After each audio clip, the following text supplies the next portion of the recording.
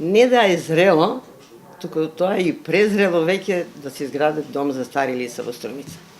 Јас уште кога дојдов за председателка во Струмица, на Сдруженијето на пензионери, таа иницијатива ја покренав до локалната управа, бидејќи старинските домови треба да бидат градени преку приватно партнерство или државата да изграде државен старински дом.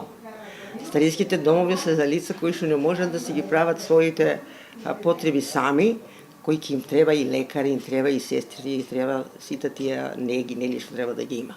Ние скоро сме нашата општина, не мислам само Струмичка околија, околу 100.000 жители, да може тај дом да биде и поголем, да има поголем простор и луѓето да бидат збринети.